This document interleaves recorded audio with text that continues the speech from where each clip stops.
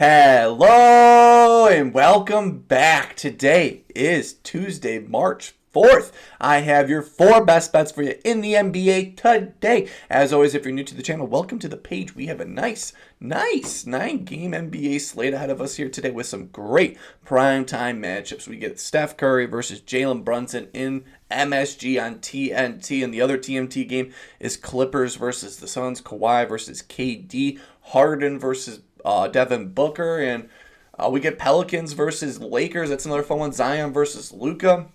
Philly versus Minnesota. That game is a fugazi in my head. That game doesn't exist. That's two. Philly's probably just going to give up pretty quickly in that game. Cleveland versus Chicago, 246 over-under. Cleveland's a 12-point spread. Another high over-under matchup, Milwaukee versus ATL. ATL is on a back-to-back, however, and they're just played an overtime game, so I'll be a little wary with them. But 244 over-under in the Toronto-Orlando, 209, and they're running it back from the other day. But 9-game NBA slate. I got 4 plays here that I absolutely love. And before we jump into today's plays, we got to recap yesterday's action. And yesterday in the NBA, we started off hot. 1 for 2 yesterday. Brutal end of the day. Started off great. 5.5 assists. That cashed, I think, early in the second quarter. He had 10 assists in the game. Stephen Curry, you were an MVP passing the ball yesterday. And Trae Young should have just taken assists yesterday. I did points assists because I thought the game was such a high over-under. It was 250 over-under.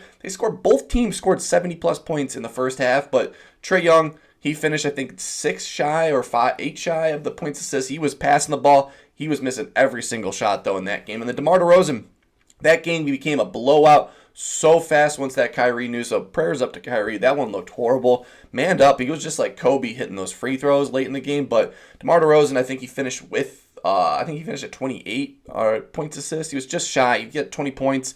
It was going to be there, but didn't play the whole fourth quarter. But it is what it is.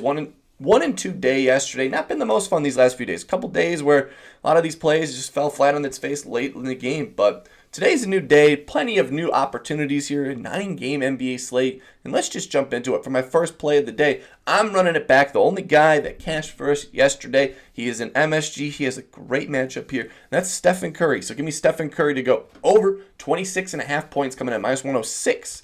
On FanDuel. He has a great matchup here. And this is a primetime matchup. Primetime Stephen Curry, 232 over-under, 3-point favorites for the Knicks here. And the Knicks, these last 30 games, allowed the second most points to the point guard position. The Knicks, in the last 15 games, allowed the second most points to the point guard position. So Stephen Curry has a great spot here where he's been on fire against the Golden State Warriors. He's gotten this not Golden State Warriors, versus the New York Knicks. Got to change that number. I don't know why I wrote GSW there. He's got this over 3 for his last 5 against the Knicks, averaging 27.8 points per game with his last 5 against the Knicks. Him scoring 22, 35, 24, 31, and 27. And the last time he played in MSG, he had 31 points in that matchup overall. He's been on fire. He's gotten this over 3 for his last 5, averaging 30.2. Last night's game, we kind of all knew that he wasn't going to get his point total, so that's why I just did assists yesterday. Today, he's going to be way more aggressive. Last night, only had 14 shots. On the season, he averages 18 field goal attempts per game. And against the New York Knicks, he averages 20-plus field goal attempts per game. So we're going to have 6 more shots on the table guaranteed in this matchup against MSG, or at least 2 more shots. And with Stephen Curry, that could be easily 2 more threes for him overall. He's gone over 7 for his last 10 away games, averaging 31.9 points per game. Love my ultimate road warriors, averaging 25 points per game on the road. Been balling on the road, 7 for his last 10. On the road with back-to-backs, because they are on a back-to-back. They've kind of been doing their East Coast trip overall. But on back-to-backs overall, he's got us over 2 for his last 3 back-to-backs, averaging 26-point games. With the last 2, him having 37 and 27 points per game, which were both last month in February, back-to-back road games. Both of those games, he cashed both of those overs overall. Versus the Knicks, he's averaging 20 field goal attempts per game, so love that on prime time. He's going to have plenty more shots here overall. And New York has been getting killed by the point guard position. Ja Morant, 25. Maxey with all the fingers, man. That guy has a hand issue right now. He had 30-plus points with the bum hand. Drew Holiday, 14. Ice Tray, the guy that fucking killed me yesterday, had 38. Derek White, 17. I have Stephen Curry projected at 28 points in this matchup here. Knicks allowing the second most points to the point guard position these last 30 and 15 games. This game on primetime, 232 over-under, close spread. Stephen Curry's been hot. He's a road warrior. I think all signs point to the over here. So give me Stephen Curry to go over 26.5 points coming at minus 106 on FanDuel. Jumping in the second play here in this Toronto-Orlando Magic 209 over-under. I don't really like taking low over-under matchups, as you could probably tell. I like taking over-under matchups like in the 220s plus over here, but this guy on the Toronto Raptors has kind of been balling these last few games. Just had 24 points against this team overall, and that's Immanuel Quickley. So give me Immanuel Quickley to go over 17.5 points, coming in at minus 120. On DraftKings, Orlando has sneakily been horrible at guarding the point guard position. Orlando, these last 15 games, allowed the fourth most points to the point guard position. No Jalen Suggs. They have been getting killed. And guess what? These last 7 games, they allowed the most points and the 5th most threes to the point guard position. So Quickley, he should be quickly to get buckets here for us, where he just had 24 plus points against them the other day. I think on the second here overall. He's gotten this over 4 for his last 5, averaging 19.6 points per game. He's been balling out. His last 5 games, he scored 23-10, which was against Boston. 18, 23, and then 24 points, which was just the other game against Toronto overall. 73% hit rate on the road this season, averaging 18.5 points per game, going over 5 for his last 5 games, averaging 21.6 points per game. He looks healthy, which I love. Steady volume overall. Last 5 games, 15 plus shots in each game. His last 3 games against Orlando, he's had 15 plus shots in each of them. With the last game, he just had 19 in that matchup. Orlando, you've been getting killed by the point guard position. Sneed and Quickley both got their overs the last game they just played. Ja Morant, 23, Trae Young, 38, and Stephon Castle at 15 plus points. I have him projected at 20 plus points here, so we get a nice little 2-point cushion here overall. Like I said, Orlando allowing the most points and the 5th most threes these last 7 games. 73% hit rate for Quickley. He's been on fire. 4 for his last 5, averaging 19.6. Just dropped 24 plus points on them. I think this game's going to get the over here, 209 over under. I think this game's going to be a little more higher scoring. Maybe not that much, but just a little bit. Maybe like 215, 214 over under in this matchup. Projected at 20 plus points. So I think this is a great spot for Immanuel Quickley to continue to be hot from beyond the arc. So give me Immanuel Quickley to go over 17.5 points. And for my third best bet, going to be in the Chicago-Cleveland over-under. My bad habit is I'll always have a Chicago Bulls play, even though we're horrible. 12-point spread. Cleveland has absolutely dominated us these last 10 games. Don't let my friends know I've always been a Cavs hater, so I'm always a Cavs hater, so they fucking suck in my opinion, but they've been killing us these last few ones. 246 over under, Cleveland minus 12. And this man on Cleveland, I think he has a great opportunity here since the trade deadline. Just got traded over here, coming off the best game as a Cav. And that's DeAndre Hunter. I think he's going to have a great game here against the Bulls. It's going to be DeAndre Hunter to score 15 plus points, coming in at minus 118.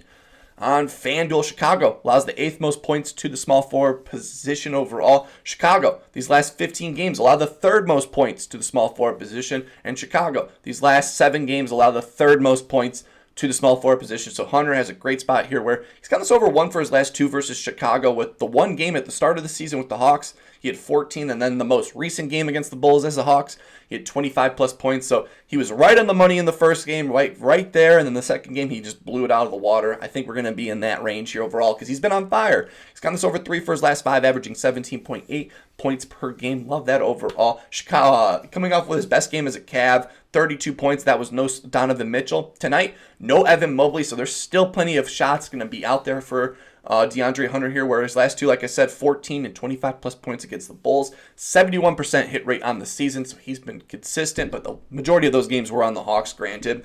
His playing time has increased with the Cavs. 5 straight games. First game he played below 20 plus minutes. These last 4 games, he's played 25 plus minutes. With last night's game, he played 30 plus minutes, and that was without Donovan Mitchell. I think he's going to get back to that same number without Evan Mobley in this matchup here. They might insert Dean Wade at the power forward position, or even just drop down DeAndre Hunter to the power forward position, and they're going to be even more of a small ball game, which I like even more, because DeAndre Hunter has been getting his balling out these last few games. I have him projected at 18 plus points in this matchup here, so we get a nice 3-point cushion here overall. In Chicago, has been getting killed by the small forward position. Naismith just had 27 against us. Barnes, 24. Derek Jones Jr., 16. Kelly Oubre, 19. Sor Thompson, we took both of those overs, by the way. 19 and 16 plus points. Jimmy Butler just had 25 plus points. We've been getting killed.